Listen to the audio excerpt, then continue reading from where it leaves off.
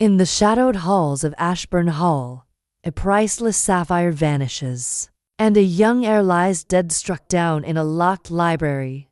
Was it greed, jealousy, or a darker secret that sparked murder? Join Miss Jane Marple as she unravels a web of lies, where every clue mud, a misplaced cigarette case whispers of betrayal. Who among the family hides the truth? And what did Lady Beatrice know that set this deadly puzzle in motion? Dive into a mystery where no one is innocent, and the truth is more shocking than you dare imagine. Chapter 1. The Will of Lady Ashburn. In the soft haze of an English autumn, the village of St. Mary Mead seemed to drowse beneath a golden veil. The cottages, with their thatched roofs and ivy-clad walls, stood as sentinels of a quieter age, and the air carried the faint scent of wood smoke and damp earth. At the heart of the village, Ashburn Hall loomed, its Elizabethan grandeur softened by time, but no less imposing. It was here, in the drawing room of this ancient pile, that the seeds of a most perplexing mystery were sown. The room was a study in opulence. Heavy velvet drapes framed tall windows, and a fire crackled in the grate, casting flickering shadows. Across the polished mahogany furniture, gathered within were the heirs of Lady Beatrice Ashburn, whose recent passing at the age of 78 had brought them together. The occasion was the reading of her will, an event anticipated with a mixture of curiosity, greed, and unease. Miss Jane Marple sat unobtrusively in a high-backed chair near the window, her knitting needles clicking softly, a delicate counterpoint to the murmurs of the assembled company.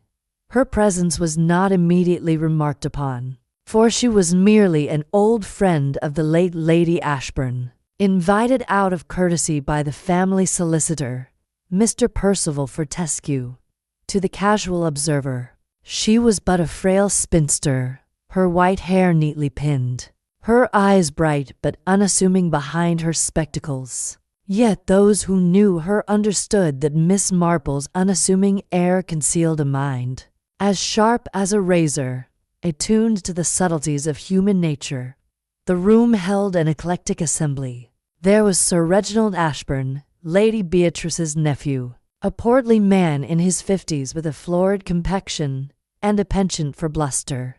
His wife, Lady Clara, sat beside him, her elegant features marred by a faint air of discontent, as though life had perpetually failed to meet her expectations. Their daughter, Violet, a pale young woman of 22, fidgeted with her gloves, her eyes darting nervously about the room. Next to her sat Dr. Lionel Hargreaves, the family physician, a man of quiet dignity whose steady gaze suggested a depth of thought not easily plumbed. Across from him was Mrs. Evelyn Trent, Lady Beatrice's younger sister, a widow whose sharp tongue and sharper wit had long been a fixture at Ashburn Hall. Her son, Roland Trent, a handsome but restless young man, lounged against the mantelpiece, his expression one of studied indifference. Finally, there was Miss Dorothea Pym, Lady Beatrice's companion of many years, a mousy woman whose anxious glances betrayed her discomfort in such company. Fortescue, a thin man with a pince-nez perched precariously on his nose, stood at the head of the room, clutching a sealed envelope. The atmosphere was heavy with expectation, for Lady Beatrice had been a woman of considerable wealth, and her will was expected to be a matter of some consequence. "Ladies and gentlemen," Mr. Fortescue began, his voice dry as parchment, "we are gathered to hear the last will and testament of Lady Beatrice Ashburn, executed on the 15th of June this year. I trust you will listen attentively." He broke the seal and unfolded the document, his eyes scanning the page with practiced efficiency. The room fell silent, save for the crackle of the fire and the faint click of Miss Marple's knitting needles. "To my nephew, Sir Reginald Ashburn," Mr. Fortescue read. I leave the sum of £10,000 to be used for the maintenance of Ashburn Hall, which I bequeath to him in its entirety." Sir Reginald exhaled audibly, his face reddening with satisfaction. Lady Clara's lips curved into a thin smile, though her eyes remained cold. "To my sister, Evelyn Trent," the solicitor continued, "I leave my collection of jewelry, save for the Ashburn sapphire, which shall be addressed separately. Mrs. Trent nodded, her expression unreadable, though her fingers tightened briefly on the arm of her chair. "To my companion, Dorothea Pym, I leave an annuity of £500 per annum, in gratitude for her loyal service." Miss Pym flushed, her hands twisting in her lap, and murmured a faint, "Oh, how kind." "To my physician, Dr. Lionel Hargreaves, I leave my library of medical texts and a sum of £2,000 in recognition of his care." Dr. Hargreaves inclined his head, his face betraying no emotion. "To my great niece, Violet Ashburn, I leave the sum of £5,000 to be held in trust until her 25th birthday." Violet's eyes widened, but she said nothing, her fingers still worrying at her gloves. And finally, Mr. Fortescue said, pausing for effect, "To my nephew, Roland Trent, I leave the Ashburn sapphire, provided he fulfills a condition, to be disclosed privately to him by my solicitor." A murmur rippled through the room. The Ashburn sapphire, a gem of extraordinary beauty and reputedly immense value, was the stuff of family legend. Its whereabouts had been a mystery for years, Lady Beatrice having kept it hidden since her husband's death. Roland's eyes narrowed, and for the first time, he straightened, his nonchalance replaced by keen interest. "What condition?" he asked, his voice sharp myrrh. Fortescue adjusted his pince-nez. "That, Mr. Trent, is a matter for private discussion, as per Lady Beatrice's instructions." The room buzzed with whispers. Sir Reginald's face darkened, and Lady Clara's smile vanished. Mrs. Trent's lips pursed, and Violet glanced nervously at her cousin Roland. Only Dr. Hargreaves remained impassive, his hands folded calmly in his lap. Miss Marple's needles paused for the briefest moment as she observed the scene. She noted the tightening of Sir Reginald's jaw, the flicker of envy in Lady Clara's eyes, the sudden alertness in Roland's posture. How curious, she thought, that a single gem should stir such passions. The reading concluded, and Mr. Fortescue invited the family to remain for tea. As the others rose, Miss Marple remained seated, her eyes following each figure with quiet intensity. She had known Lady Beatrice well, and the old lady's penchant for intricate plans was not lost on her. There was something about this will, something not quite right. The condition attached to the sapphire, the precise allocations of wealth, the careful wording, it all hinted at a puzzle, one that Lady Beatrice had crafted with her usual cunning. As the company dispersed, Miss Marple caught Mr. Fortescue's eye. "A most interesting document, Mr. Fortescue," she remarked softly. Lady Beatrice was always so precise. The solicitor blinked, momentarily startled by her attention. "Indeed, Miss Marple, she was a woman of great foresight." Miss Marple smiled faintly and returned to her knitting. Foresight, indeed, she thought. But foresight for what? Outside, the autumn light faded, and the shadows lengthened across Ashburn Hall. Within its walls, a storm was brewing, a storm that would soon demand the full attention of Miss Jane Marple's little gray cells. Chapter 2. The Shadow of the Sapphire-wreathed Morning. After the reading of Lady Beatrice Ashburn's will dawned crisp and clear, with a mist lingering over the lawns of Ashburn Hall. The great house, with its mullioned windows and weathered stone, seemed to hold its breath. as though aware of the tension simmering within. The family had remained overnight at Mr. Fortescue's insistence, for there were matters of estate to discuss, and the solicitor had hinted at further instructions from the late Lady Beatrice. But it was not paperwork that cast a pall over the breakfast table. It was something far more sinister. Miss Jane Marple sat in the morning room, her knitting a soft rhythm against the clink of porcelain and silver. She had declined to join the family at breakfast, preferring the quiet of this smaller room, where she could observe without being observed. Through the open door, she could hear the strained politeness of the conversation in the dining room, punctuated by the occasional sharp word or forced laugh. Her eyes, bright and unobtrusive behind her spectacles, missed nothing. The household was roused from its uneasy truce by a piercing scream. It came from the direction of the library, a cavernous room at the heart of the hall, where Lady Beatrice had spent many of her final days. Miss Marple's needles paused, and she tilted her head, her expression one of calm curiosity. Moments later, the butler, Mr. Grayson, a stooped man with a face like weathered oak, appeared at the door, his composure frayed. "Miss Marple," he said, his voice low but urgent, "there's been an incident in the library. You'd best come." She set her knitting aside with deliberate care and followed him, her steps light but purposeful. The library was a grand space, its walls lined with towering bookshelves, its air heavy with the scent of leather and old paper. A fire burned low in the grate, casting a flickering glow across the room.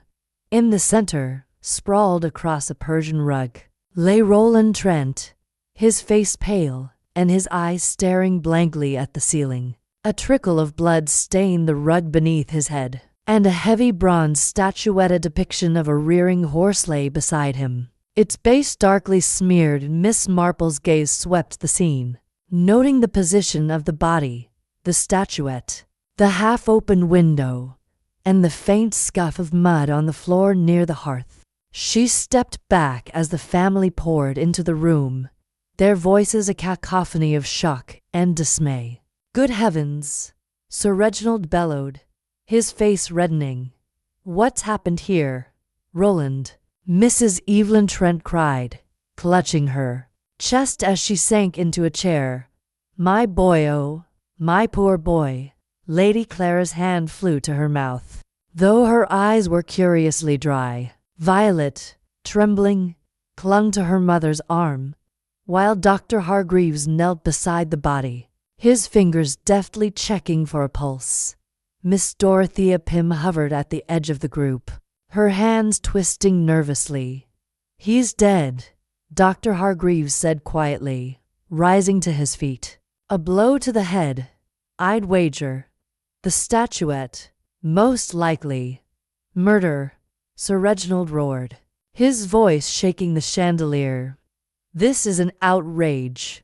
Who could have done this?" Miss Marple's eyes narrowed slightly as she observed the reactions around her. Mrs. Trent's grief seemed genuine, yet there was a hardness in her eyes, a flicker of calculation. Sir Reginald's bluster felt performative, as though he were playing the role of outraged patriarch. Lady Clara's composure was too perfect, her hand still poised dramatically at her lips. Violet's trembling seemed authentic, but her gaze darted toward the window, as though expecting something or someone to appear. Dr. Hargreaves remained calm, almost detached, his hands steady as he adjusted his cuffs. Miss Pym, meanwhile, looked as though she might faint, her breath coming in shallow gasps. Mr. Fortescue, who had entered with the family, cleared his throat. "We must send for the police at once, and perhaps someone should fetch Miss Marple's friend, the detective. What was his name?" "No need," Miss Marple said softly, stepping forward. "I am here, Mr. Fortescue, and I have already begun to observe The room fell silent, all eyes turning to the small, unassuming figure in the corner. Sir Reginald blinked, as though seeing her for the first time. "You, Miss Marple, you mean to say you'll meddle in this?" "Not meddle, Sir Reginald," she replied, her voice gentle but firm. "Observe, reflect, understand. It is what my dear friend Lady Beatrice would have wished." Mrs. Trent's head snapped up. "You knew Beatrice's mind better than most, Jane. But this is a matter for the police." "Indeed," Miss Marple agreed, her tone serene. "But until they arrive, perhaps I might ask a few questions, to preserve the clarity of the moment. You understand." Reluctantly, the family agreed, and Miss Marple began her quiet inquiries. She moved to the body, careful not to disturb the scene, and noted the time on the grandfather clock in the corner. 8:47 a.m. She asked Mr. Grayson to confirm the household's movements that morning. The butler, still shaken, reported that breakfast had been served at 8 a.m., and all the family had been present except Roland, who had said he would take his coffee in the library. "And when was he last seen alive?" Miss Marple asked, her eyes scanning the room. "Last night, after dinner," Violet said hesitantly. "He was in the billiard room with Papa and Dr. Hargreaves. They were arguing about something." "Arguing?" Miss Marple's tone was mild, but her gaze sharpened. "About what, my dear?" Violet flushed. I don't know. I only heard raised voices as I passed by." Sir Reginald huffed. "Nonsense. We were discussing estate matters." Roland was being his usual obstinate self about the sapphire. Miss Marple nodded, filing the information away. She turned to Dr. Hargreaves. "And you, Doctor? You saw nothing unusual this morning?" "Nothing," he replied, his voice steady. "I was in my room until breakfast. I heard no disturbances." Miss Marple's eyes lingered on him for a moment before moving to the window. The latch was undone, and a faint breeze stirred the curtains. She noted the mud on the floor, a small smear that suggested a shoe had brushed against the hearth. "Curious," she thought. "The grounds are dry this morning." As the family dispersed to await the police, Miss Marple remained in the library, her mind already turning over the details. Roland Trent, the heir to the Ashburn sapphire, dead within hours of the will's reading. A heavy statuette, a half-open window, a smear of mud, and a room full of suspects, each with their own secrets. She thought of Lady Beatrice, her old friend, who had always delighted in puzzles. "This is no accident," Miss Marple mused. "This is a design as intricate as any Beatrice ever devised." She returned to her knitting, her needles clicking softly, but her mind was far from idle. The little gray cells were at work, and the shadow of the sapphire loomed large over Ashburn Hall. Chapter 3. The arrival of Claretide police arrived at Ashburn Hall shortly before noon, their motor car crunching up the gravel drive with an air of grim purpose. Inspector Grayson, a sturdy man with a bristling mustache and a no-nonsense demeanor, took charge of the scene with practiced efficiency. Constables cordoned off the library, and the family was shepherded into the drawing room, where they sat in uneasy silence, their faces a gallery of apprehension and calculation. Miss Jane Marple, however, remained in the background, her presence as unobtrusive as a shadow, her knitting needles moving steadily as she listened to the murmurs of the household. Inspector Grayson began his inquiries with the bluntness of a man accustomed to straightforward crimes. He questioned the family about their movements, their relationships with Roland Trent, and their knowledge of the Ashburn sapphire. His notebook filled rapidly with alibis and contradictions, but to Miss Marple, who sat quietly by the window, his methods seemed to lack a certain finesse. He seized the surface, she thought, but not the currents beneath. She had not been idle since the discovery of Roland's body. While the police were en route, she had taken a discreet turn about the library, noting details the others had overlooked: the precise angle of the statuette, the faint scratch on the window latch, the curious absence of Roland's cigarette case, which he was rarely without. She had also spoken briefly with Mr. Grayson, the butler, who confirmed that the library had been locked from the inside the previous night, a habit of Lady Beatrice's that Roland had apparently adopted. Now, as the inspector bustled about, Miss Marple requested permission to join the family in the drawing room. "I am an old woman, Inspector," she said with a disarming smile, "and I should like to offer my condolences to Mrs. Trent. Besides, I find the air in here rather close." Inspector Grayson, distracted by his clipboard, waved her on. "Very well, Miss Marple, but don't interfere, mind." "Of course not," she replied, her tone as mild as milk, but her eyes gleamed with purpose as she entered the drawing room. The family was arranged in a tense tableau. Sir Reginald sat by the fire, his face flushed with indignation, muttering about the scandal this would bring upon the Ashburn name. Lady Clara perched on a sofa, her posture rigid, her eyes fixed on some distant point. Violet, pale and trembling, clutched a handkerchief, while Mrs. Evelyn Trent sat ramrod straight, her grief tempered by a steely resolve.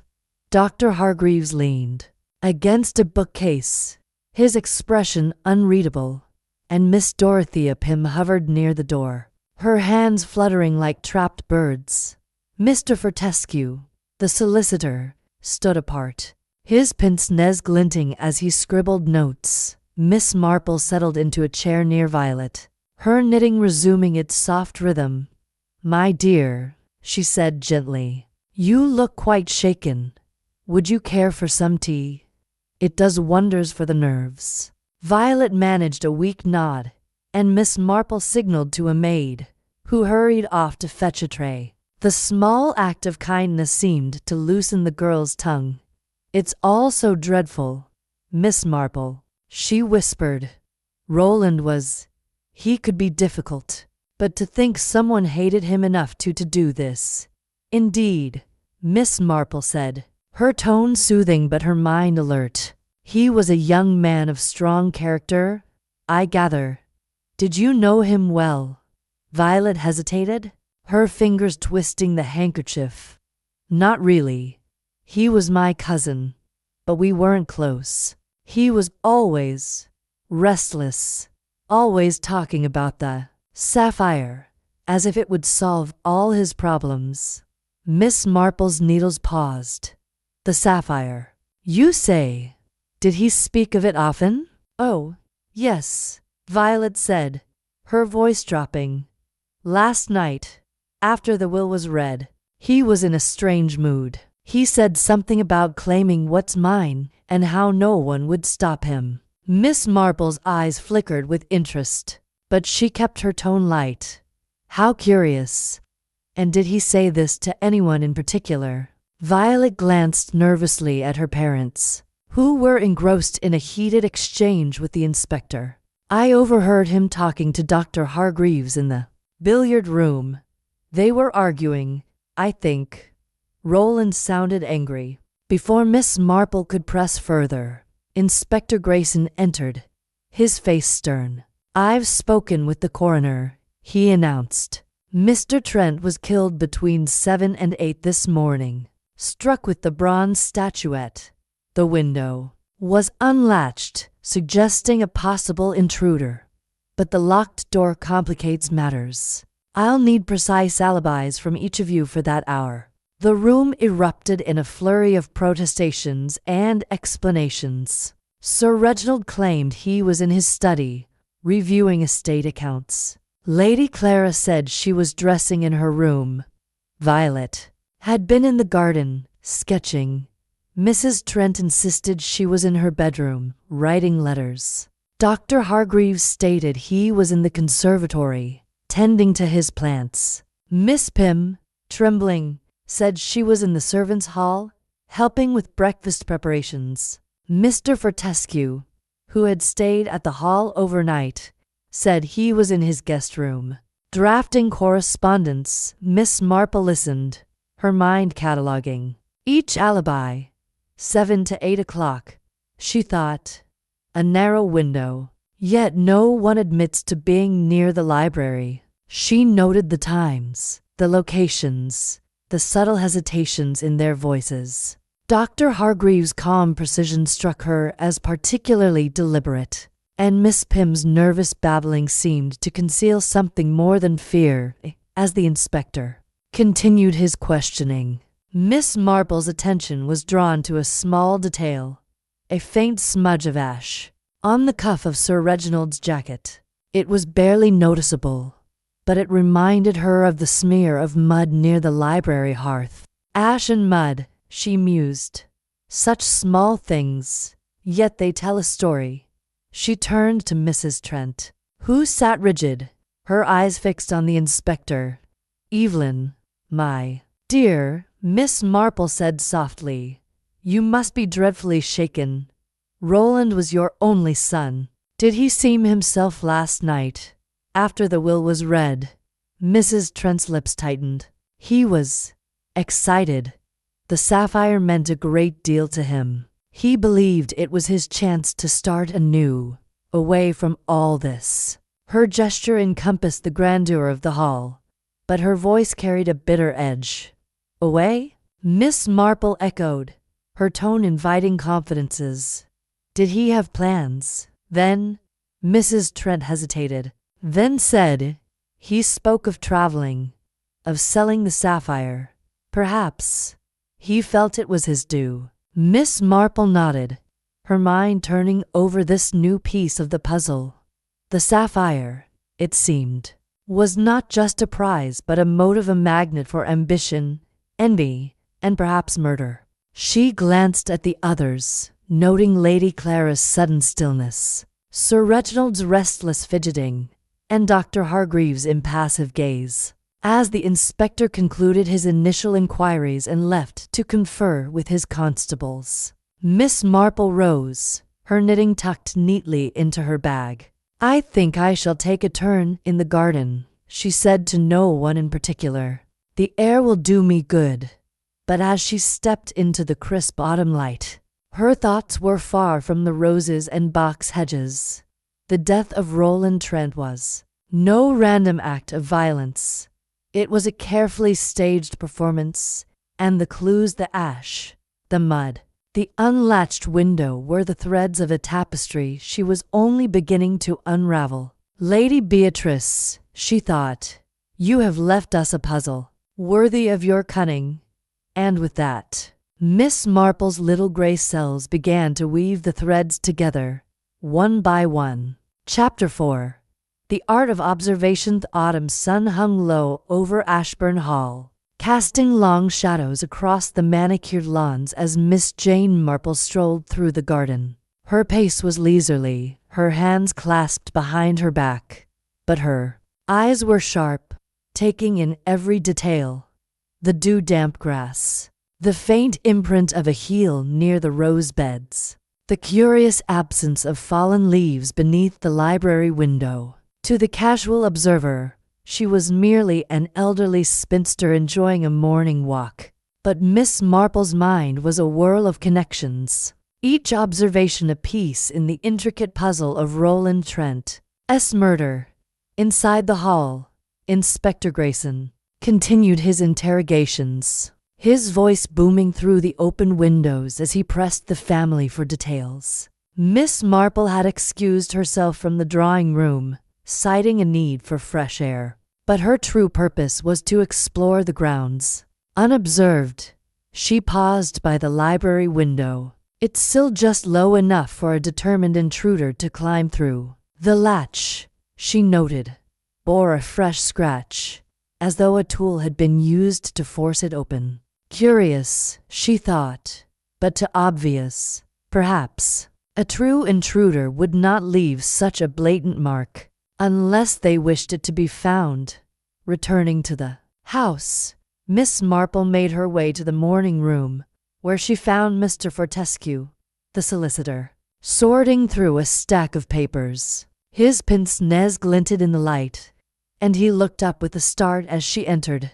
"Miss Marple," he said, adjusting his glasses, "I trust you're bearing up under these dreadful circumstances." "Quite well, thank you," she replied, settling into a chair with her knitting. "I find that a little quiet observation helps to settle the mind.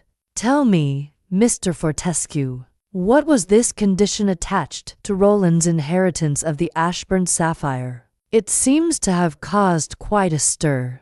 The solicitor hesitated, his fingers pausing over his papers. "It was a private matter, as Lady Beatrice instructed.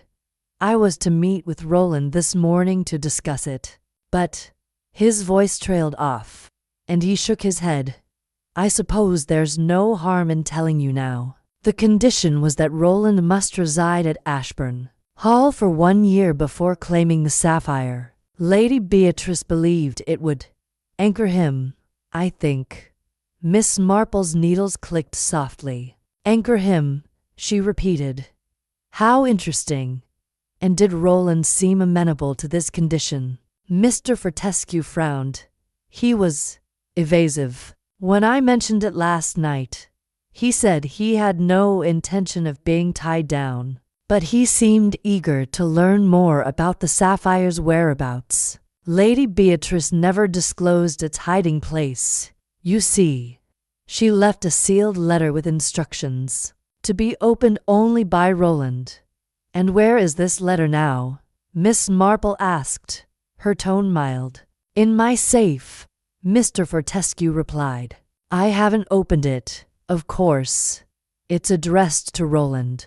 And with his death—" He spread his hands helplessly. Miss Marple nodded, her mind racing. A sealed letter, a hidden gem, a murdered heir. It was a puzzle worthy of Lady Beatrice's cunning. She thanked Mr. Fortescue and made her way to the drawing-room, where Inspector Grayson was concluding his interviews. The family sat in strained silence, their faces a mix of fatigue and suspicion. "Miss Marple," the inspector said, spotting her, "I hope you're not troubling yourself with this business. It's a matter for the police, of course." "Inspector," she replied, her smile disarming, "but I wonder if I might ask a few small questions, just to satisfy an old woman's curiosity." Grayson sighed but nodded. "Very well, but keep it brief." Miss Marple turned to Sir Reginald, who was pacing by the fireplace. "Sir Reginald, you mentioned an argument with Roland last night in the billiard room. Might I ask what it concerned, sir?" Reginald's face reddened. "Nothing of consequence. The boy was being obstinate about the estate. He thought he could sell off land to fund his ridiculous schemes. I told him it was out of the question, and Dr. Hargreaves was present." Miss Marple asked, glancing at the physician, who stood calmly by the window. "I was," Dr. Hargreaves said, his voice steady. "It was a heated discussion, but nothing more. Roland was frustrated, as he often was. I tried to mediate, but he stormed off." Miss Marple's eyes lingered on the doctor's hands, noting their steadiness, the absence of any tremor. She turned to Lady Clara. "And you, Lady Clara, did you speak with Roland after the will was read?" Lady Clara's eyes narrowed slightly, but her voice was cool. "Briefly, he was in high spirits, talking nonsense about the sapphire. I told him to be sensible, but he laughed it off." Miss Marple nodded, her gaze shifting to Violet, who sat hunched in a corner. "And you, my dear, you mentioned overhearing an argument. Did you see Roland after that? Violet flushed, her hands twisting her handkerchief. No, Miss Marple. I went to bed early. I was upset about the will. It felt unfair, somehow. Unfair? Miss Marple's tone was gentle, inviting confidences. Violet hesitated, then said, Grandmama left so much to Roland, and well, I thought she might have left me something more personal. A keepsake, perhaps. Miss Marple's needles paused. A keepsake, she thought. Or something more valuable. She turned to Miss Pym, who was hovering near the door. Miss Pym, you were Lady Beatrice's companion for many years. Did she ever speak of the sapphire's hiding place? Miss Pym's hands fluttered nervously. Oh, no, Miss Marple. She was very secretive about it. She said it was safer that way, but she hinted it was somewhere in the house. Somewhere. Clever. Clever, Miss Marple repeated, her mind turning over the word. She glanced at Mrs. Trent, who had been silent throughout. And you, Evelyn, did Roland share any plans with you about the sapphire? Mrs. Trent's lips tightened. He was my son, Miss Marple. He told me he intended to claim it and start a new life. He felt trapped here, you see.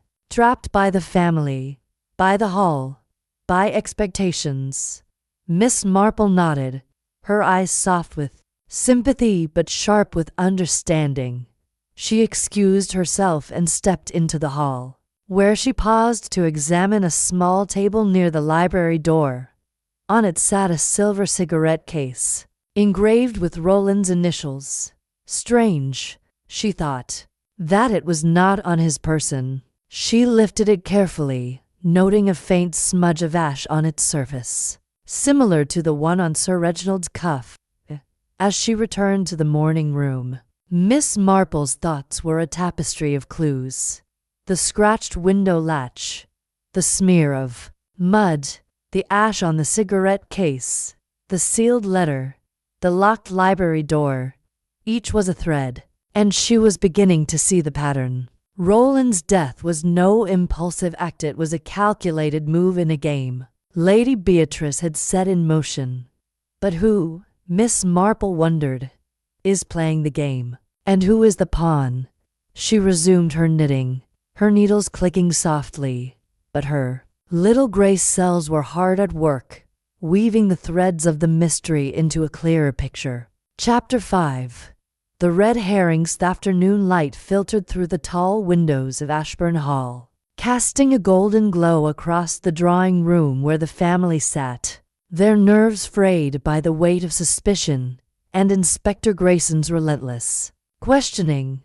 Miss Jane Marple, seated in her usual corner with her knitting, observed the scene with the quiet intensity of a hawk watching a field.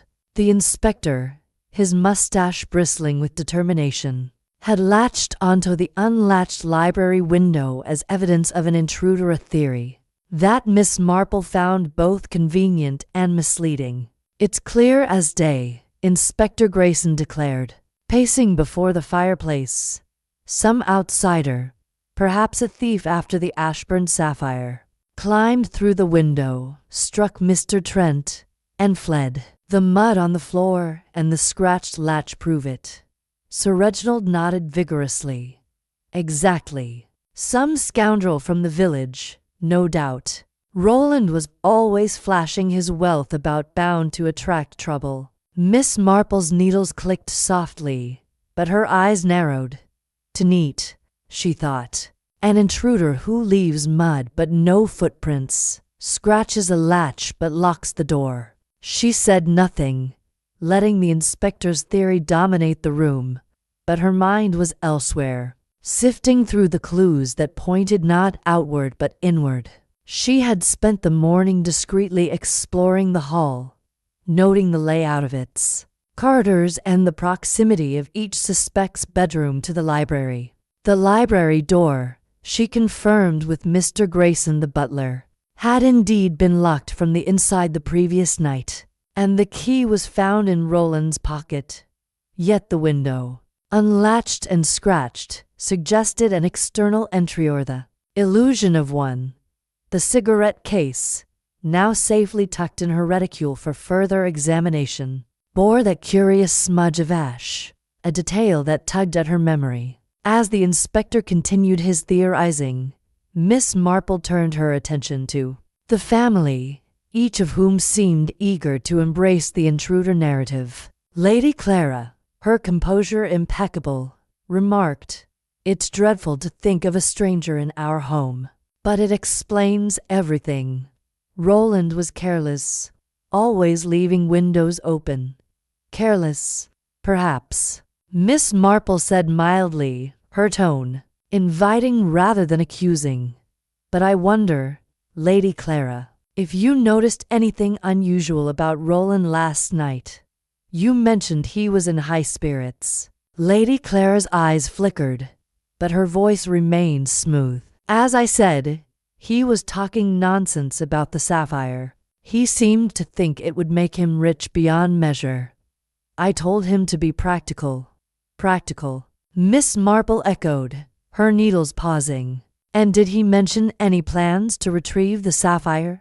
Perhaps a hint about its hiding place?" Lady Clara shook her head, but Miss Marple noted the slight tightening of her lips. "She knows more than she says," she thought. She turned to Dr. Hargreaves, who stood by the window, his hands clasped behind his back. "Doctor, you were with Roland in the billiard room. Did he speak of the sapphire then?" Dr. Hargreaves met her gaze with calm assurance. "He did, briefly. He was excited about the condition in the will, but he didn't share details.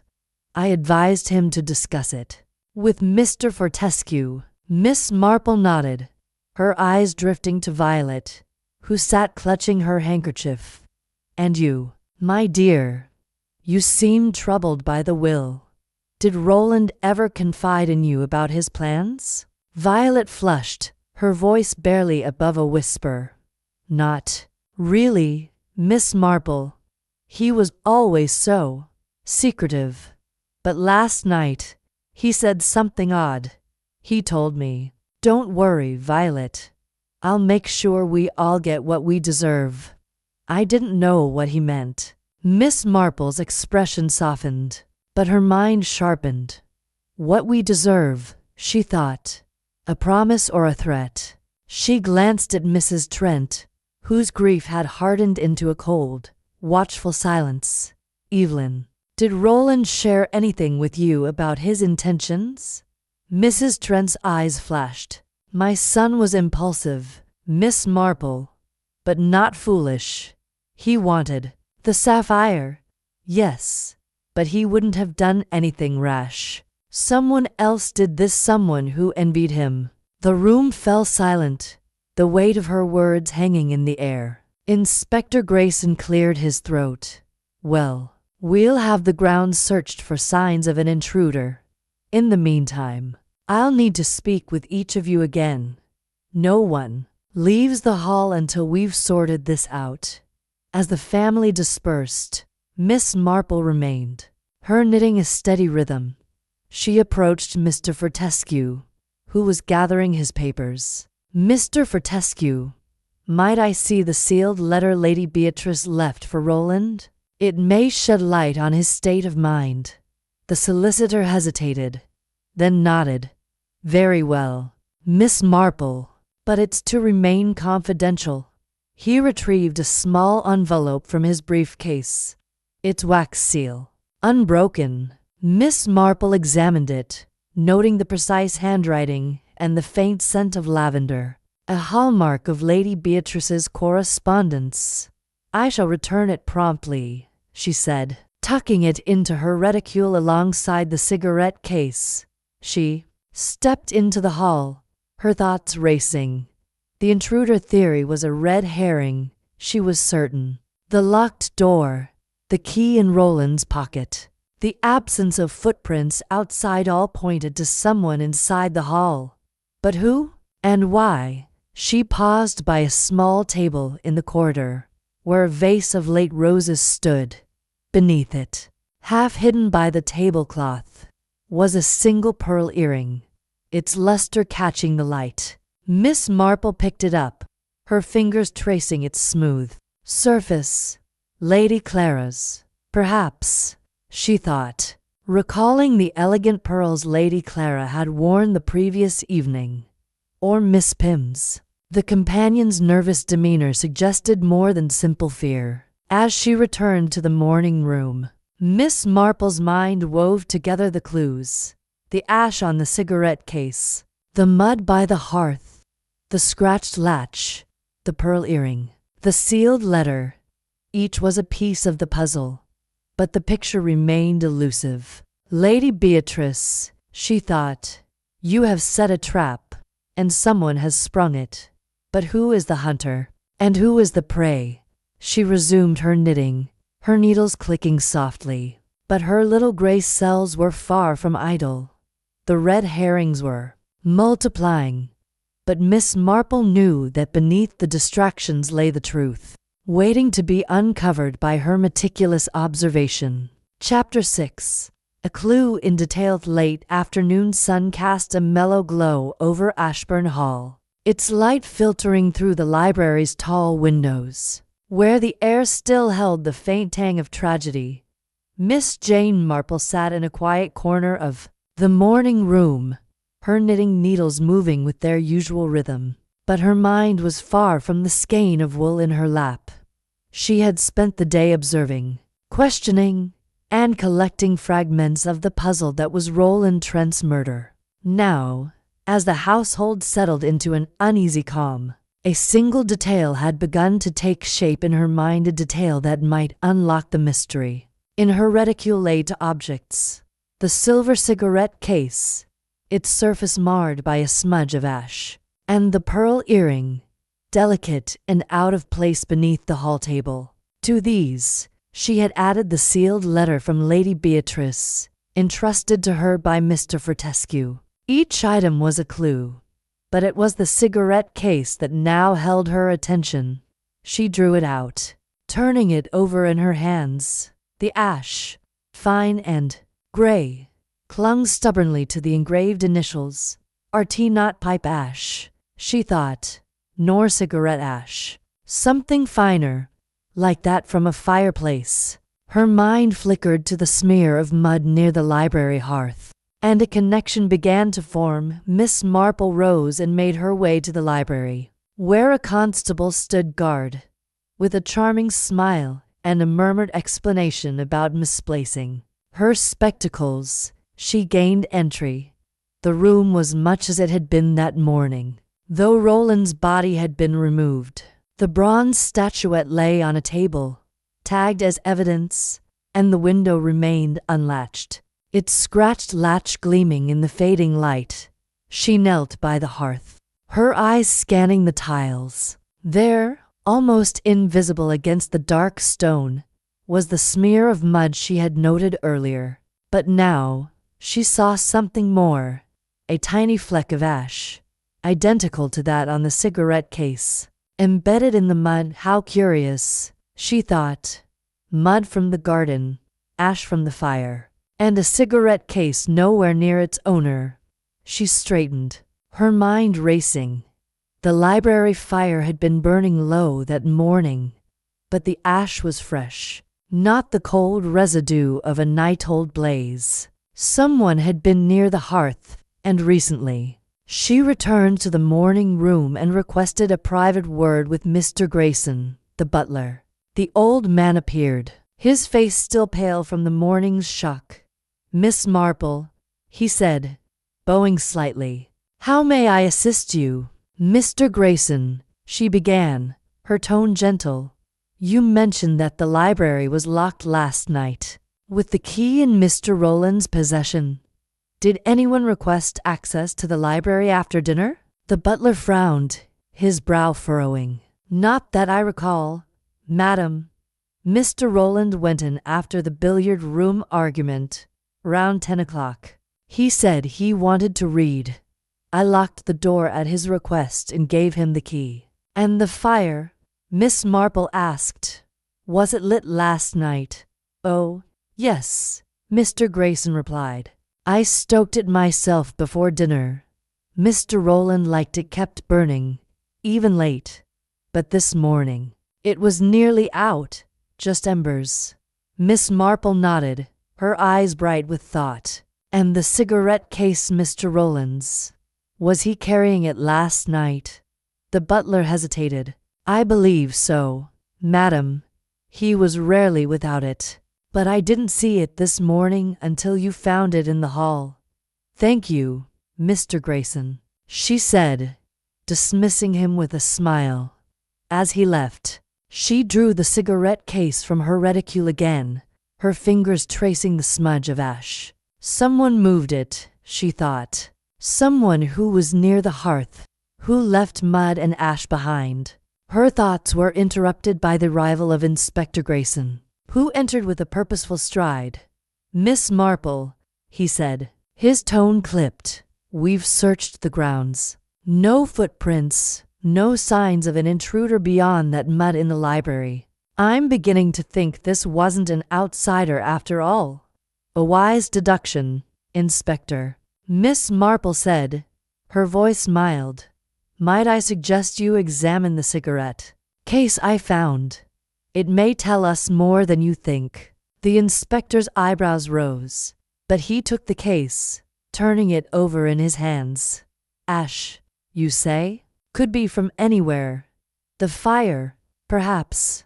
Perhaps, Miss Marple agreed, but her tone suggested otherwise. She watched as he bagged the case for evidence, then turned her attention to the sealed letter. With Mr. Fortescue's permission, she had opened it in his presence earlier that afternoon. The contents were brief but intriguing. A cryptic note from Lady Beatrice, directing Rowland to seek the heart of the hall, where secrets are kept safe. No further clues were given, but Miss Marple suspected the heart referred to a specific place within Ashburn Hall, perhaps a hidden compartment or a symbolic location. She decided to test a theory. Approaching Violet, who was sitting alone in the drawing room, she said gently, My dear, you mentioned Rowland's words about everyone getting what they deserve. Did he ever speak of a special place in the hall? Somewhere he and your grandmother shared? Violet's eyes widened, then dropped to her lap. Not exactly, Miss Marple. But Grandmama used to talk about the old oak chest in the library. She called it the heart of the hall, said it held her most precious memories. Miss Marple's needles paused. The oak chest, she repeated. How interesting. And did Rowland ever show interest in it? Violet nodded slowly. Once, a few months ago, he asked Grandmama if it had a secret drawer. She laughed and said he'd have to be cleverer than that to find her secrets. Miss Marple thanked her and made her way back to the library, where the oak chest stood against the far wall, its carved surface gleaming in the dim light. She examined it carefully, her fingers tracing the intricate patterns. There was no obvious drawer or panel, but she pressed gently at the corners, feeling for a catch. Nothing yielded, but her instinct told her the chest was significant. As she stepped back, she noticed Dr. Hargreaves watching her from the doorway.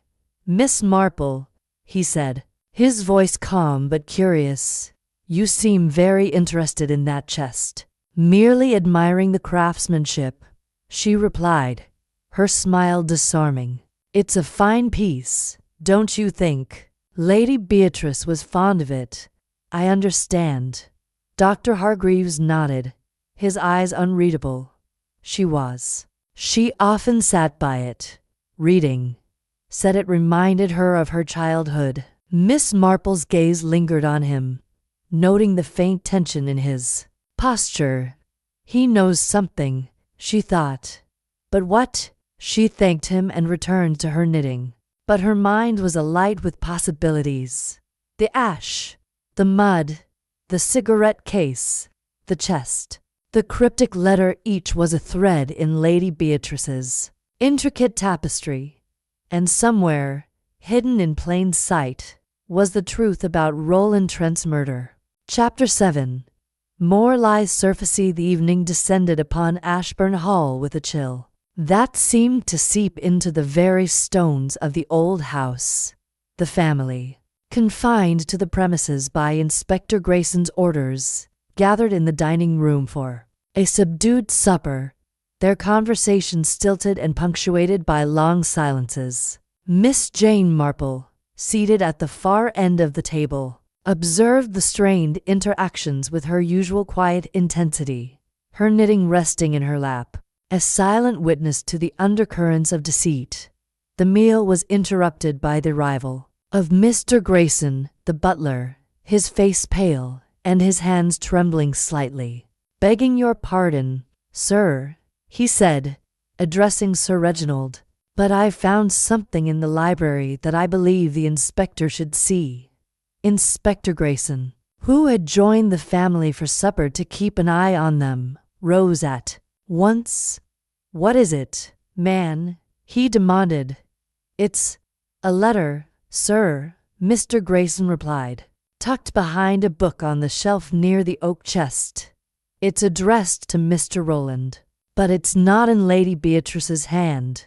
Miss Marple's eyes sharpened, though she remained seated, her expression one of mild curiosity. "A letter, you say?" she remarked softly. "How very intriguing." The inspector, followed by Sir Reginald and Dr. Hargreaves, hurried to the library, with the rest of the family trailing behind. Miss Marple rose slowly, her reticule in hand, and joined them, her steps deliberate but purposeful. The library, now a familiar scene of scrutiny, was lit by the soft glow of lamps, casting shadows across the bookshelves. Mr. Grayson pointed to a leather-bound volume of The Complete Angler, behind which he had found a folded sheet of paper. Inspector Grayson unfolded it carefully, his brow furrowing as he read. "It's from Miss Dorothea Pym," he announced, his voice heavy with suspicion. "Addressed to Roland Trent. Listen to this. I know what you're planning with the sapphire. Meet me in the library at 7 tomorrow morning. We must settle this, or I shall have no choice but to tell the others." A gasp rippled through the room. All eyes turned to Miss Pym, who stood frozen near the door, her face ashen. I didn't write that," she stammered, her hands fluttering. "I swear, I never wrote such a thing." "Then how do you explain it, Inspector?" Grayson demanded, holding up the letter. "It's in your handwriting, Miss Pym, and it's dated yesterday." Miss Pym's knees buckled, and she sank into a chair, her breath coming in short gasps. "It's not mine," she whispered. "Someone must have forged it. I would never threaten Roland." Miss Marple, standing quietly by the oak chest, observed the scene with keen interest. She noted the tremor in Miss Pym's voice, the defensive posture of her hands, but also the fleeting glance she cast toward Lady Clara, who stood rigid, her face a mask of composure. A forgery, perhaps, Miss Marple thought. But why? And by whom? "Miss Pym," she said gently, stepping forward, "you were Lady Beatrice's companion for many years. Did you ever know her to keep secrets in this library? Letters, perhaps, or hidden compartments?" Miss Pym's eyes widened, and she shook her head vigorously. "No, Miss Marple. She was private, yes, but she never told me of such things. The chest, perhaps she loved it, but I never saw her hide anything." Miss Marple nodded, her gaze drifting to the oak chest. She had examined it earlier, finding no secret drawers, but the letter's discovery so near it was no coincidence. She turned to the inspector. "Might I see the letter, Inspector?" "Just for a moment." Grayson hesitated, then handed it over, his expression skeptical. Miss Marple examined the paper, noting its quality fine, but not the lavender-scented stationery of Lady Beatrice's sealed note. The handwriting was indeed similar to Miss Pym's neat script, but there was a slight irregularity in the loops of the letters, a hint of haste or imitation. She returned the letter with a polite smile. "Most interesting," she said.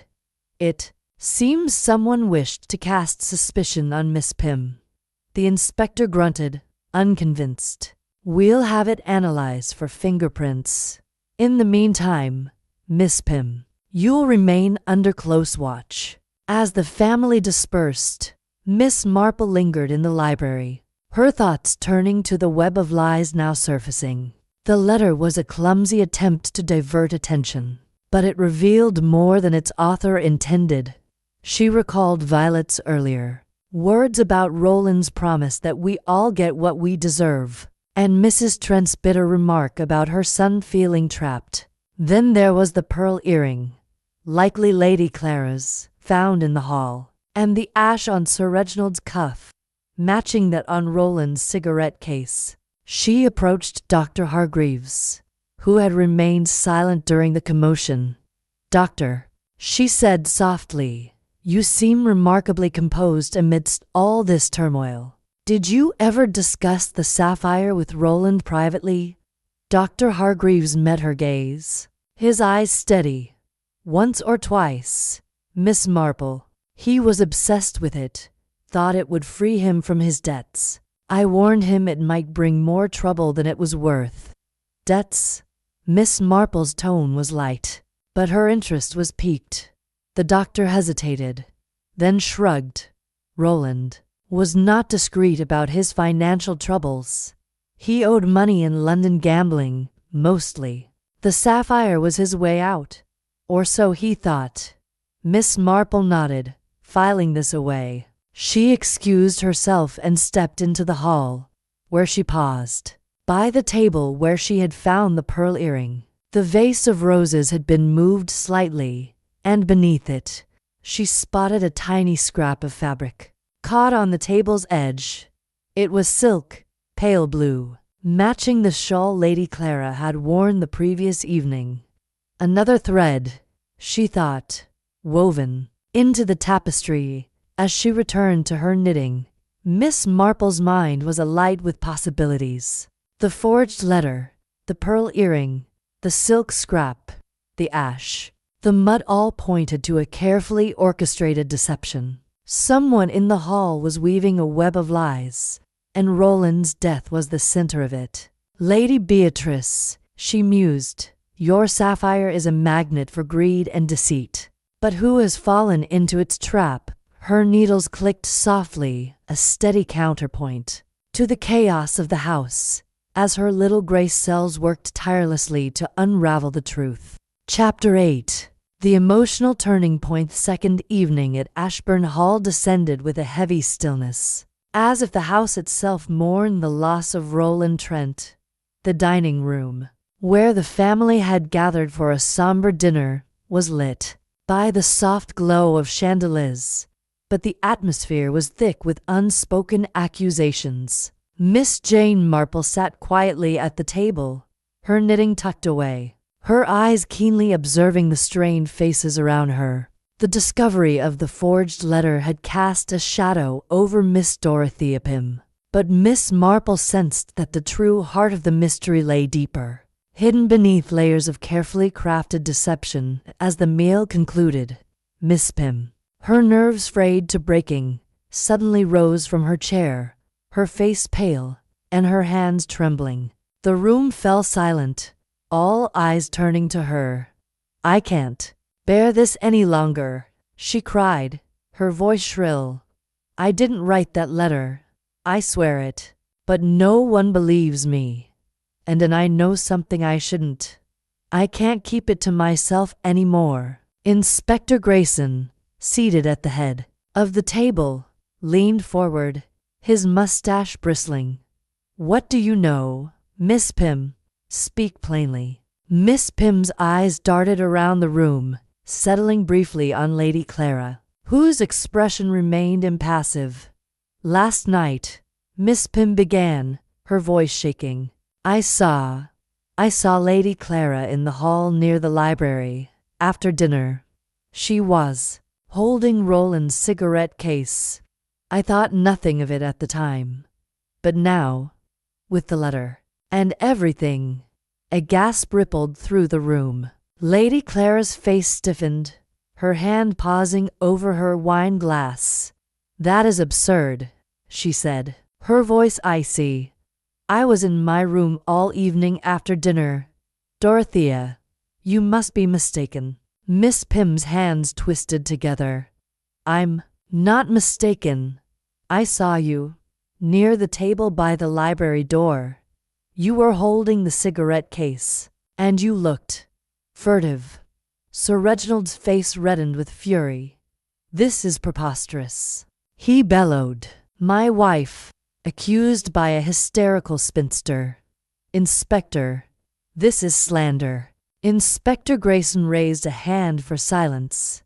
Miss Pym, this is a serious accusation. Can you be certain of what you saw? Miss Pym hesitated, her resolve wavering under the weight of the room's scrutiny. It was dark, she admitted, but I know what I saw. I'm sure of it. Miss Marple, who had been listening with quiet intensity, spoke softly. Miss Pym, you mentioned the hall was dark. Could the light have played tricks on your eyes? Shadows can be deceptive. Miss Pym's eyes filled with tears. I suppose it's possible, but I don't think so. I saw her clearly. Lady Clara's lips curved into a thin smile. The poor woman is distraught, Inspector. Grief and fear have clouded her judgment. I was nowhere near the library last night. Miss Marple's eyes flickered with interest, but she said nothing, her fingers resting calmly in her lap. The room buzzed with tension as Inspector Grayson turned to Lady Clara. Lady Clara, can anyone confirm your whereabouts after dinner? My maid, Ellen, Lady Clara replied smoothly. She helped me prepare for bed around 10 o'clock. I did not leave my room after that.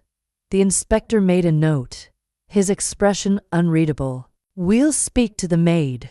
Miss Pym, you'll need to provide a formal statement. This matter requires careful investigation. As the family dispersed, Miss Pym in tears and escorted by a constable, Miss Marple lingered, her mind turning over this new development. The accusation against Lady Clara was dramatic, but it fit neatly with the clues she had been collecting. The pearl earring, the scrap of silk, the cigarette case. Yet something in Miss Pym's trembling confession struck her as rehearsed, as if the words had been prompted by fear or coercion. She approached Violet, who sat alone by the fire, her face pale. My dear, Miss Marple said gently, you seem troubled. Is there something you'd like to share? Sometimes a small detail can make all the difference. Violet's eyes darted to her mother, who was speaking in low tones with Sir Reginald across the room. I don't know, Miss Marple, she whispered. Mama says I mustn't speak of it, but I heard something last night, too. Footsteps in the hall, near the library, after midnight. I thought it was Roland, but now, her voice trailed off, her hands twisting her handkerchief. Miss Marple nodded, her expression kind but her mind sharp. Footsteps, you say? Did you see anyone? Violet shook her head. No, I was in my room, but the door was ajar. I heard them, soft and quick, like someone trying not to be heard. Thank you, my dear, Miss Marple said, patting her hand. You've been very brave to tell me. As Violet hurried away, Miss Marple sat back, her thoughts racing. The letter, the cigarette case, the pearl earring, the silk scrap, the ash, the mud, and now these new revelations. Each piece was falling into place. But the picture remained incomplete. Miss Pym's accusation, though emotional, felt staged, a distraction from a deeper truth. And Violet's account of footsteps suggested a second presence in the hall. Someone careful to remain unseen. Miss Marple's gaze drifted to Lady Clara, whose composure never wavered, even under accusation. Too perfect, she thought, a performance. Too flawless to be true. Then she considered Dr. Hargreaves, whose calm demeanor hid a mind as sharp as her own, and Sir Reginald, whose bluster masked a calculating nature. Even Mrs. Trent, with her steely grief, seemed to guard a secret as she resumed her knitting. Miss Marple's little gray cells worked tirelessly. The emotional outburst from Miss Pym had shifted the dynamics of the investigation, but it had also revealed a crack in the facade of Ashburn Hall. Someone was manipulating the narrative, planting clues like the forged letter and the cigarette case to mislead. But Miss Marple was not so easily swayed. The truth, she knew, lay in the details, and she was closer than ever to unraveling it. Chapter 9. The trap. Third morning at Ashburn Hall dawned with a heavy mist that clung to the grounds, shrouding the ancient oaks and manicured lawns in a ghostly veil. Inside, the atmosphere was no less oppressive, the family weighed down by suspicion and the relentless probing of Inspector Grayson. Miss Jane Marple, however, was undeterred, her mind as clear as the bell that summoned the household to breakfast. She had spent the night piecing together the clues: the ash, the mud, the cigarette case, the pearl earring, the silk scrap, the forged letter, and Violet's whispered account of footsteps. Each was a thread in Lady Beatrice's intricate tapestry, and Miss Marple was ready to pull them taut. After breakfast, she requested a private word with Inspector Grayson in the morning room. The inspector, his patience wearing thin, agreed with a sigh.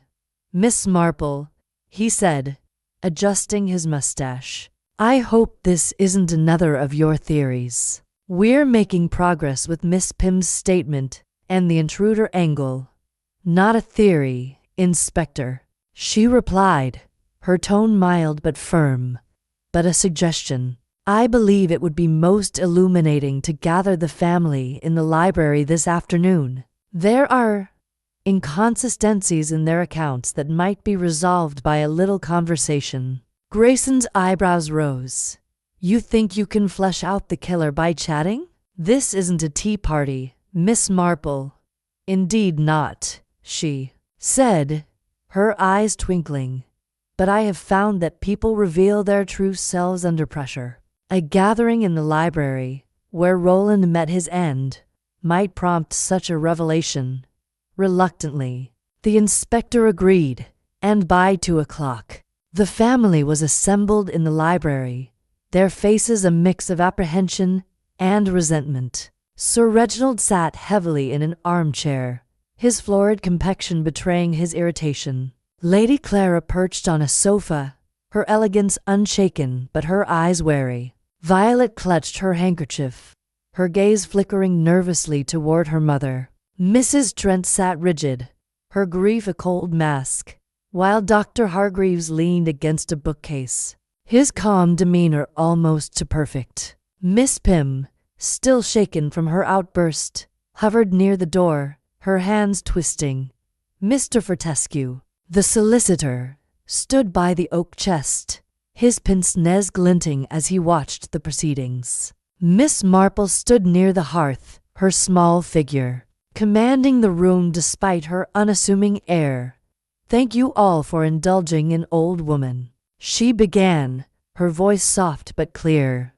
"I have been reflecting on Roland's death, and I believe we are close to the truth. But first, let us consider the facts." She paced slowly, her eyes sweeping the room. Roland was struck with the bronze statuette between 7 and 8 o'clock, in a locked library with the key in his pocket. The window was unlatched, suggesting an intruder. Yet no footprints were found outside. There's mud by the hearth, ash on a cigarette case found in the hall, a pearl earring, a scrap of silk, a forged letter accusing Miss Pym, and footsteps heard in the night. These are not random details, they are part of a design. Sir Reginald huffed. A design? You're making this sound like one of Beatrice's games. Perhaps it is, Miss Marple said, her tone gentle but pointed. Lady Beatrice was fond of puzzles, and the Ashburn sapphire was her greatest. Let us consider the letter found behind the book. Miss Pym, you insist it is not yours, yet it bears your handwriting. Could someone else have written it? Miss Pym's eyes widened. I told you, I didn't write it. Someone must have copied my hand. Miss Marple nodded, turning to Lady Clara. Lady Clara, Miss Pym claims she saw you with Roland's cigarette case last night, near the library. You deny this, and your maid confirms you were in your room. Yet a pearl earring, matching those you wore, was found in the hall, along with a scrap of silk from your shawl. Lady Clara's face paled, but her voice remained steady. I lost an earring days ago, Miss Marple. As for the shawl, it's hardly unique. This is nonsense, is it? Miss Marple's eyes gleamed. Let us consider the cigarette case. It was Roland's, yet it was found in the hall, smeared with ash from this very hearth. And the mud-dry mud, not fresh, as one might expect, from an intruder. It suggests someone was in the library, near the fire, before Roland's death. Dr. Hargreaves spoke, his voice calm. You're suggesting one of us staged the scene to look like an intruder. But why? To divert suspicion, Miss Marple said simply. The sapphire is the key. Roland was to inherit it, but only if he met Lady Beatrice's condition. Mr. Fortescue, you mentioned a sealed letter with instructions for Roland. It spoke of the heart of the hall. Violet, you said Lady Beatrice called the oak chest the heart of the hall. Suppose the sapphire is hidden there? The room tensed, all eyes turning to the oak chest. Mr. Fortescue stepped forward, his hands trembling. I haven't opened the letter, Miss Marple. It's still sealed. Then let us open it now, she said, producing the envelope from her reticule. With the inspector's permission, Mr. Fortescue broke the seal and read aloud.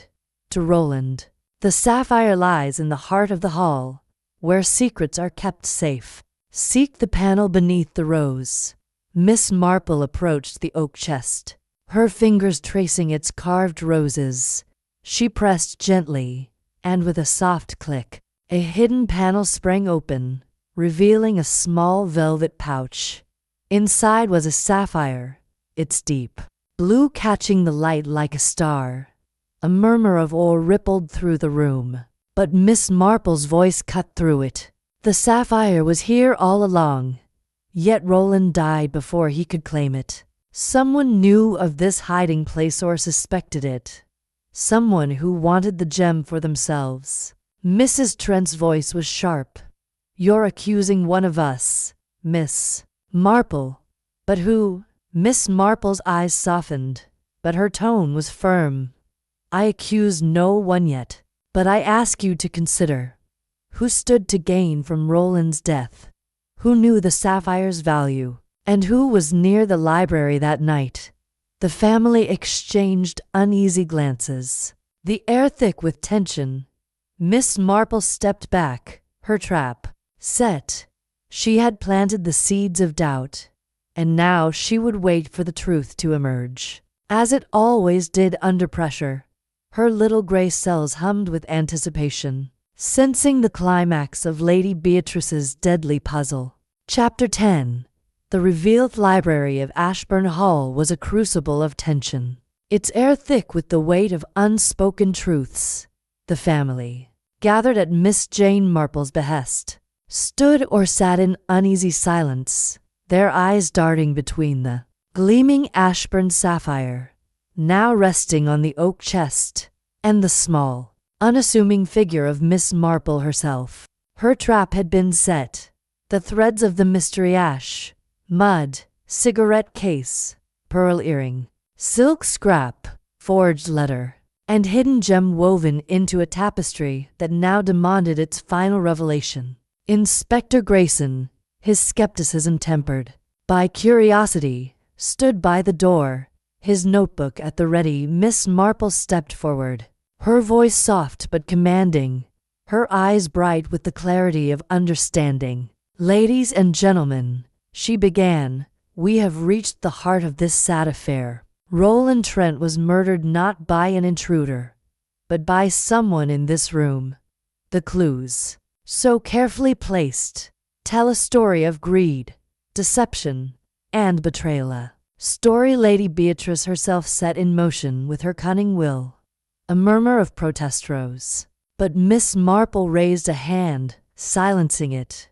"Let us begin with the scene of the crime. Roland was struck with the bronze statuette between 7 and 8 o'clock, in a library locked from the inside, with the key in his pocket. The window was unlatched, suggesting an intruder, yet no footprints were found outside, and the mud by the hearth was dry, not fresh. This was no outsider's work, it was staged to mislead." She turned to the hearth, gesturing to the smear of mud and ash.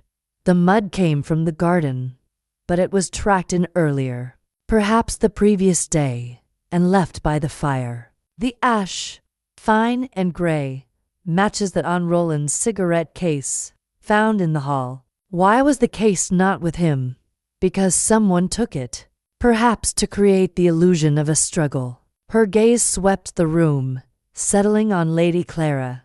"Lady Clara, a pearl earring matching yours was found beneath the hall table, near a scrap of silk from your shawl. Miss Pym claims she saw you with the cigarette case last night.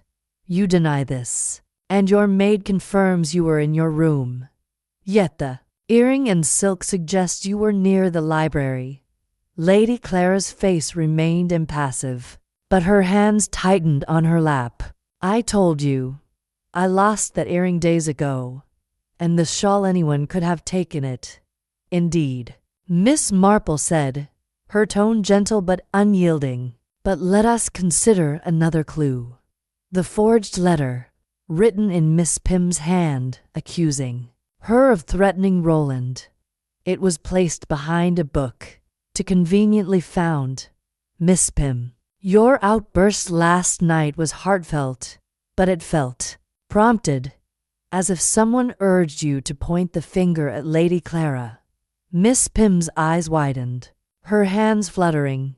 I spoke the truth. I saw her." Miss Marple's smile was kind.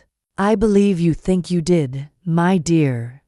But shadows and fear can deceive. Someone wanted you to suspect Lady Clara, to divert attention from the true culprit."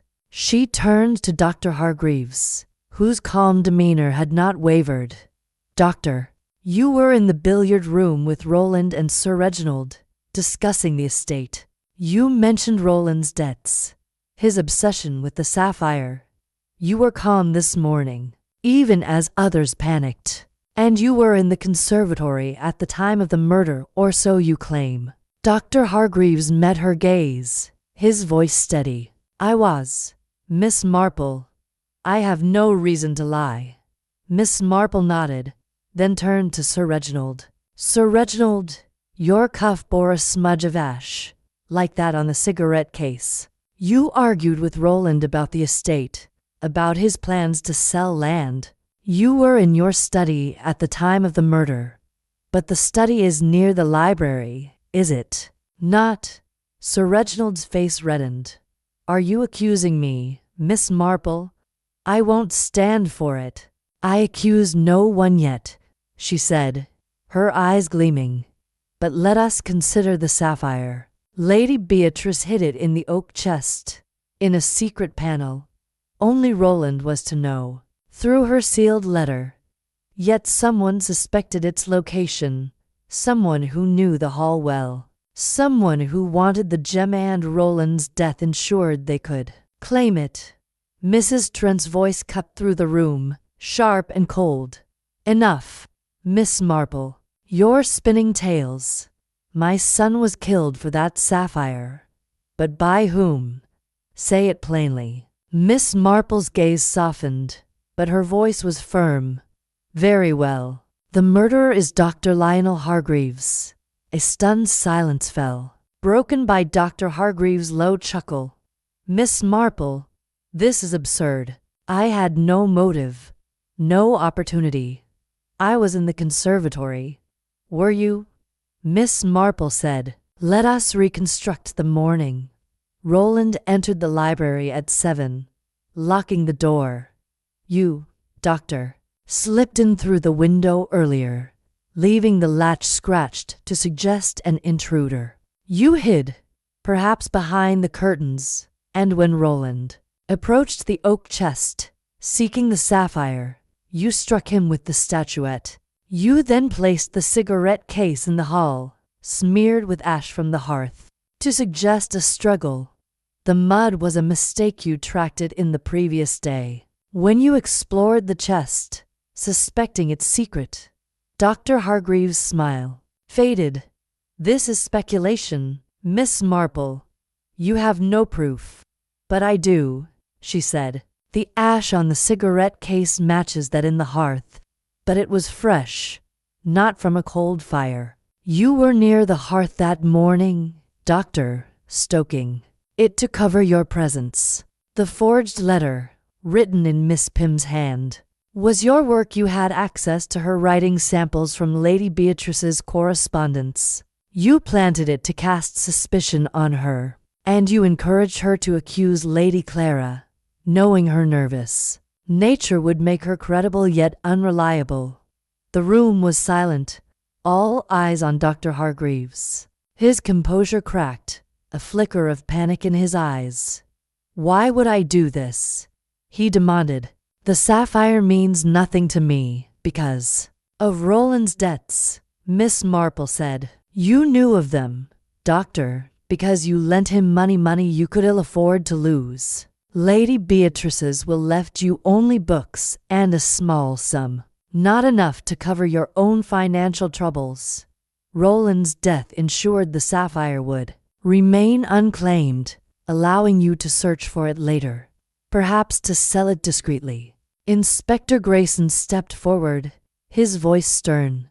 Dr. Hargreaves, do you deny this? The doctor's shoulders sagged, and for the first time, his calm facade shattered.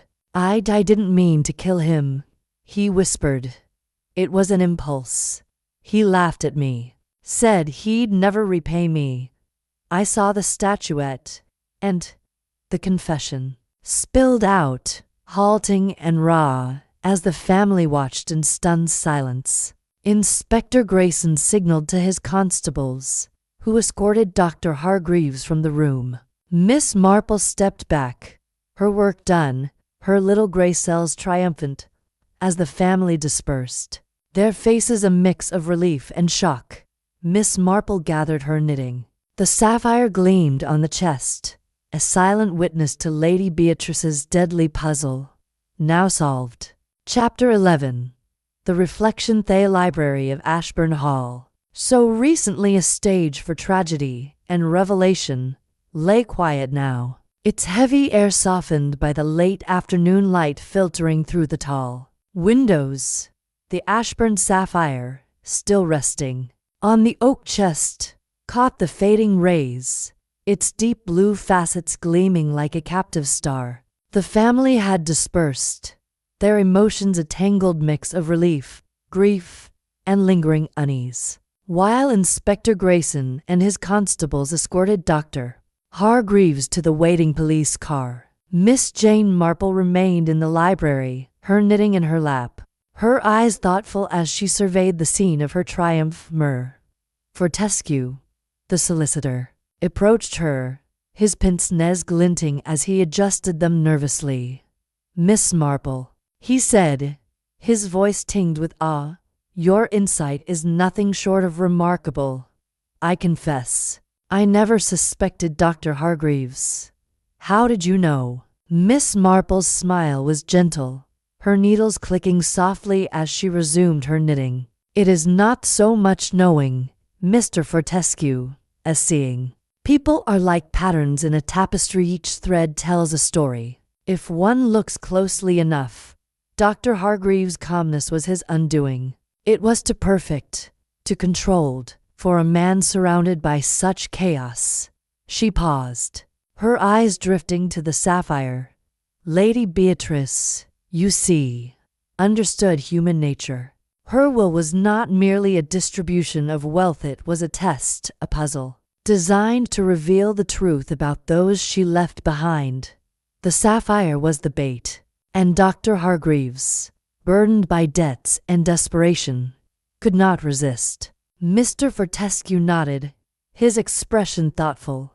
And the clues, the ash, the mud, the cigarette case, how did they lead you to him? Miss Marple's needles paused, and she leaned forward slightly, her voice low and measured. The ash was the first thread. It was fresh, from the library hearth. Yet the fire was nearly out that morning. Only someone who had been near the hearth, stoking it perhaps, could have left such a mark on the cigarette case. Dr. Hargreaves, with his steady hands and calm demeanor, was the only one who could have moved so deliberately in that room. The mud, dry and old, suggested no intruder. It was tracked in earlier. Likely when he searched the oak chest for the sapphire. She gestured to the chest, its hidden panel now closed. The cigarette case was another clue. Roland was never without it. Yet it was found in the hall, smeared with ash. Dr. Hargreaves placed it there to suggest a struggle, but he overlooked the ash's origin. The forged letter, in Miss Pym's hand, was his attempt to shift suspicion.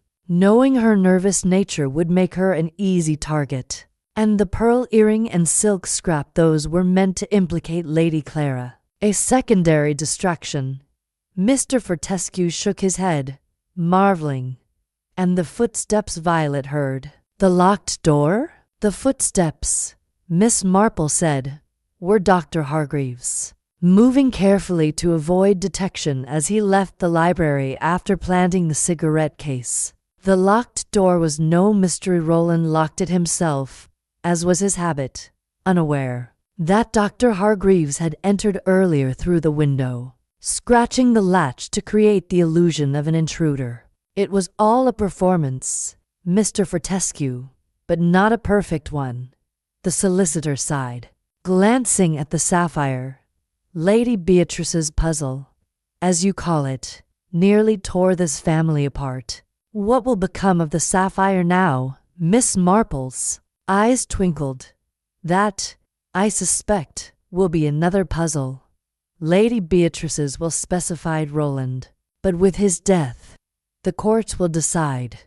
Perhaps it will go to Violet, who loved her grandmother dearly, or to Mrs. Trent, who lost her son. But I rather think Lady Beatrice would approve of it being used for good, perhaps to preserve the hall, as Sir Reginald intends. She rose, gathering her knitting, and moved toward the door, pausing to look back at the library.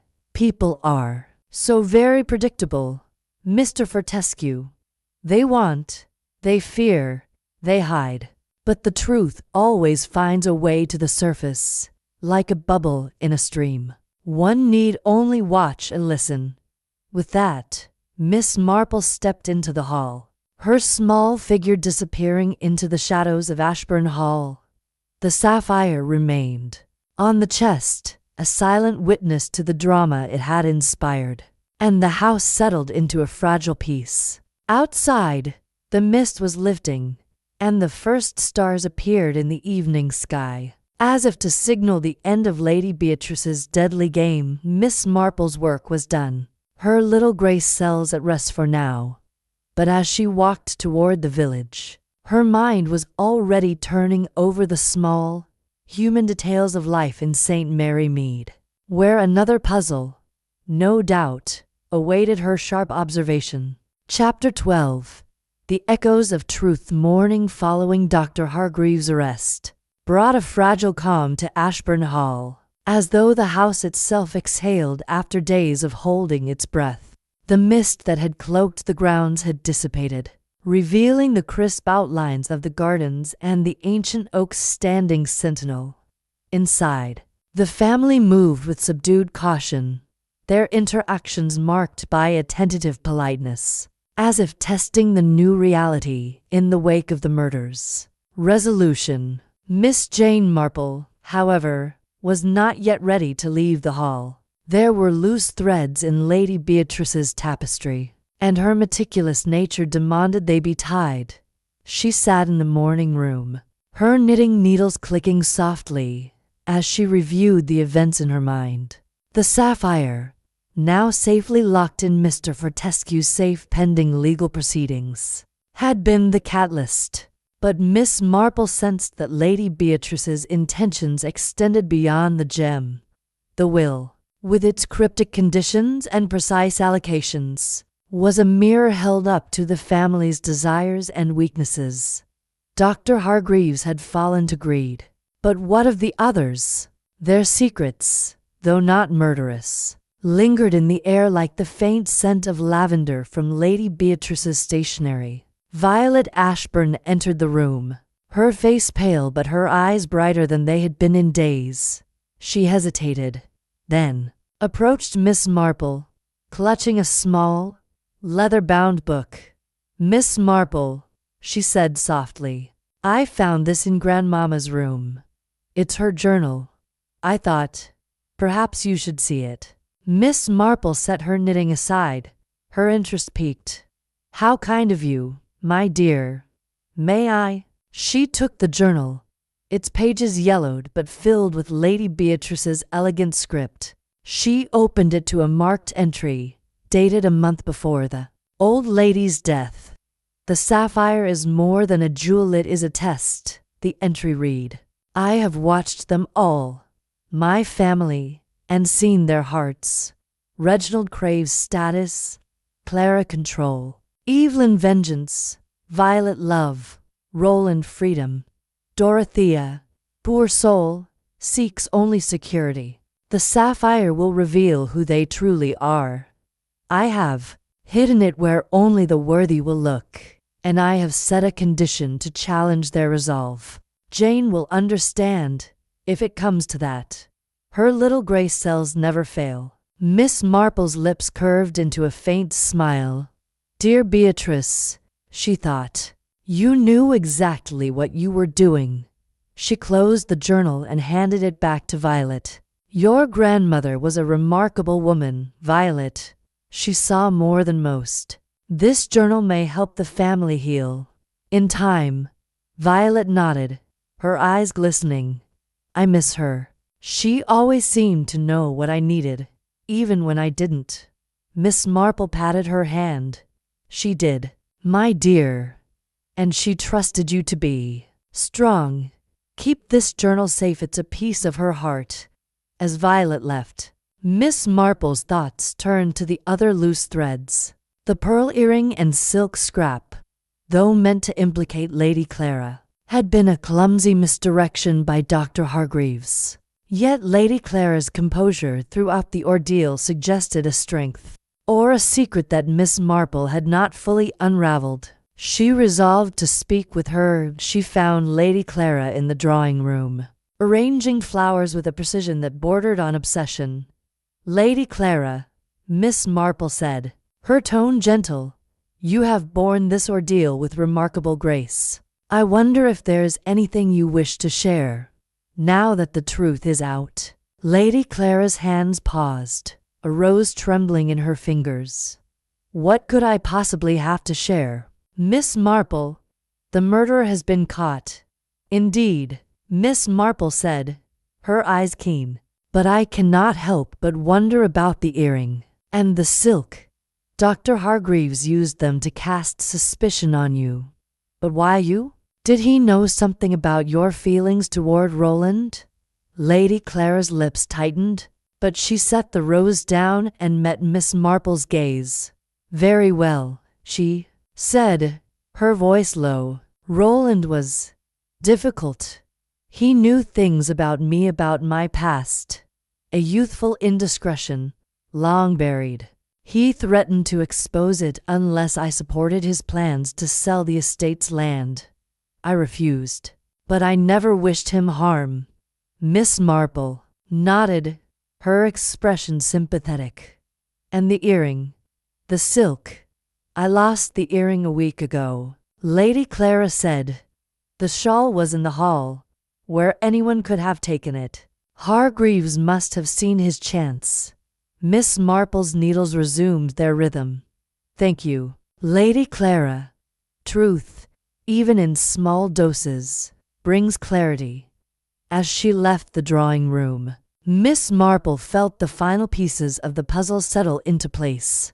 Lady Beatrice's journal had confirmed her suspicions. The sapphire was a test, and each family member had revealed their true nature under its pressure. Dr. Hargreaves' greed had led to murder, but the others, Reginald's pride, Clara's secrecy, Evelyn's bitterness, Violet's longing, Dorothea's fear, had all played their parts in the drama. She paused in the hall, her eyes resting on the table where the cigarette case had been found.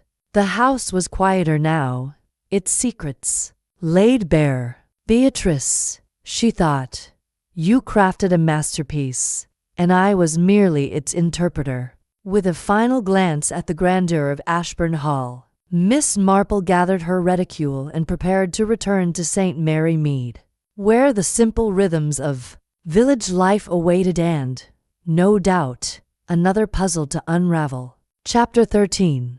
The unseen motivus. The afternoon sun bathed Ashbourne Hall in a gentle glow, softening the stark lines of its Elizabethan architecture. The house, though still heavy with the aftermath of Roland Trent's murder, seemed to breathe more freely now that the truth had been laid bare. Miss Jane Marple, however, lingered in the morning room, her knitting a quiet companion as she pondered the deeper currents of the case. Dr. Hargreaves' confession had resolved the murder, but Lady Beatrice's intricate puzzle held layers yet unexplored, and Miss Marple's little grey cells were not quite ready to rest. She had spent the morning in quiet conversation with the household staff, whose observations often revealed truths the family overlooked. The maid, Ellen, had confirmed Lady Clara's alibi, but with a hesitation that suggested unease.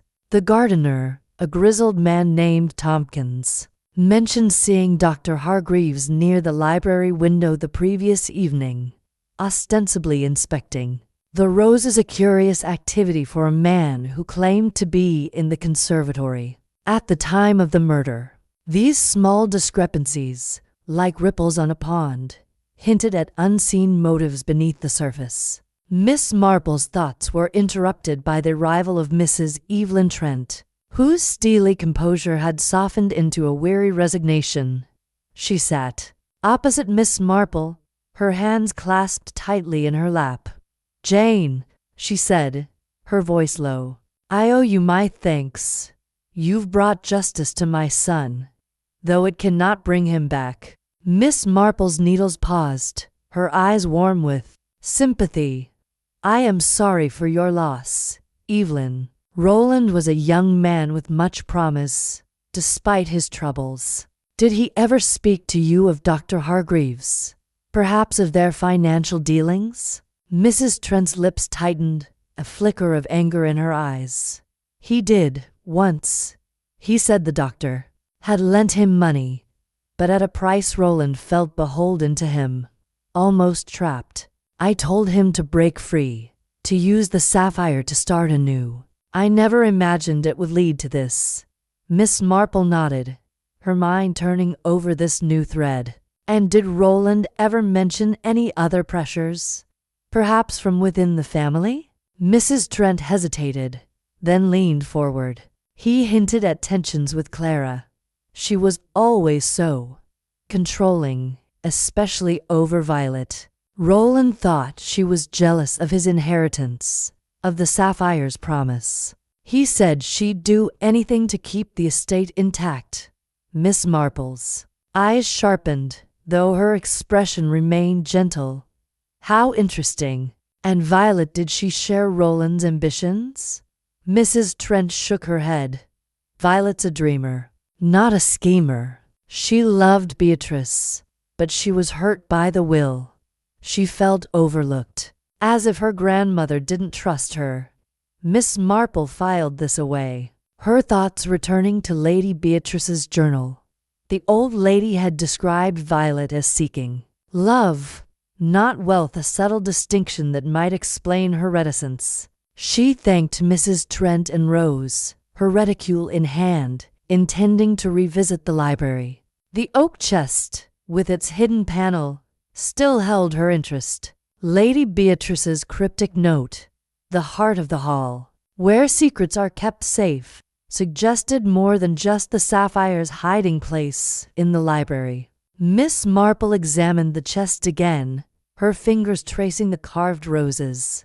The panel had yielded the sapphire, but she wondered if another secret lay within. She pressed gently at the base, where a faint seam caught her eye. With a soft click, a second compartment opened, revealing a folded letter in Lady Beatrice's hand. "Addressed to my family." Miss Marple opened it carefully, her heart quickening. The letter read, "If you read this, the sapphire has done its work. I have watched you all, and I know your hearts. The gem is a test, not of greed, but of truth. Reginald, seek humility. Clara, seek honesty. Evelyn, seek forgiveness. Violet, seek courage. Dorothea, seek strength. Roland, I hoped, would seek redemption, but I fear he may not. To the one who finds this, I entrust the hall's future. Use the sapphire wisely, or it will consume you as it has others." Beatrice. Miss Marple folded the letter, her mind alight with understanding. Lady Beatrice had not merely hidden the jewel, she had crafted a moral challenge, knowing it would expose the family's flaws. Dr. Hargreaves had failed the test, but the others still had a chance to learn. She slipped the letter into her reticule and stepped into the hall, where she encountered Violet, her face drawn but determined. "Miss Marple," Violet said, "I've been thinking about Grandmama's journal. She wrote about love, about me. I want to honor her, to keep the hall as she would have wanted." Miss Marple smiled, her eyes kind. "You have a good heart, Violet. Your grandmother knew that. Perhaps this letter will guide you." She handed Violet the folded note, watching as the girl's eyes widened with emotion. As Violet read, Miss Marple turned away, her work nearly complete. The unseen motives, greed, control, fear had been laid bare, but Lady Beatrice's wisdom offered a path forward. The sapphire, now a symbol of truth rather than temptation, would shape the hall's future, if only the family could rise to its challenge. Chapter 14. The weight of Legacy. Late afternoon light cast long shadows across the polished floors of Ashburn Hall, lending an air of solemnity to the ancient house. The family, still reeling from the revelations of Roland Trent's murder and Dr. Hargreaves' confession, moved through their routines with a cautious deference, as though the walls themselves held the echoes of Lady Beatrice's judgment. Miss Jane Marple sat in the drawing-room, her knitting needles clicking softly, her mind attuned to the final threads of the mystery. The discovery of Lady Beatrice's second letter, hidden in the oak chest, had confirmed her suspicions. The sapphire was not merely a prize but a mirror, reflecting the true natures of those who sought it. Miss Marple's thoughts were interrupted by the arrival of Sir Reginald, his florid face softened by a rare moment of introspection. He stood awkwardly before her, his hands clasped behind his back. "Miss Marple," he began, his voice gruff, I owe you an apology. I thought you a meddling old woman, but you saved us from a terrible scandal. I misjudged you." Miss Marple's smile was gentle, her eyes warm behind her spectacles. "No apology is needed, Sir Reginald. We all misjudge at times." Lady Beatrice understood that, which is why she crafted her will so carefully. She wished to challenge you all, to make you see yourselves clearly. Sir Reginald nodded, his gaze drifting to the window. Beatrice was always one step ahead. "The sapphire. It's caused nothing but trouble. I'm inclined to sell it, if the courts allow, and be done with it." Miss Marple's needles paused. A practical solution, perhaps, but consider what Beatrice wrote in her letter to use the sapphire wisely. It could preserve the hall, or fund something meaningful, like Violet's dreams for a community school. Sir Reginald's eyebrows rose, but he nodded thoughtfully. "Violet, eh? She's got more sense than I gave her credit for. Perhaps you're right." As he left, Miss Marple turned her attention to Miss Dorothea Pym, who had entered quietly, her hands no longer fluttering but clasped tightly. "Miss Marple," she said, her voice steady despite her pale complexion, "I've been thinking about the forged letter. I feel such a fool for accusing Lady Clara. I was so frightened, and I let myself be swayed." Miss Marple's expression was kind. "Fear can cloud the mind, my dear. Dr. Hargreaves knew that and used it to his advantage. But you showed courage in speaking out, even if it was misguided. Lady Beatrice saw strength in you, remember that." Miss Pym's eyes filled with tears, but she managed a small smile. "Thank you, Miss Marple. I'll try to be stronger, for Beatrice's sake." The conversation was interrupted by Inspector Grayson, who entered with a brisk nod. "Miss Marple, I've just spoken with the coroner. Hargreaves' confession holds up, and we've found traces of ash on his coat, matching the hearth. Your instincts were spot on." Miss Marple inclined her head.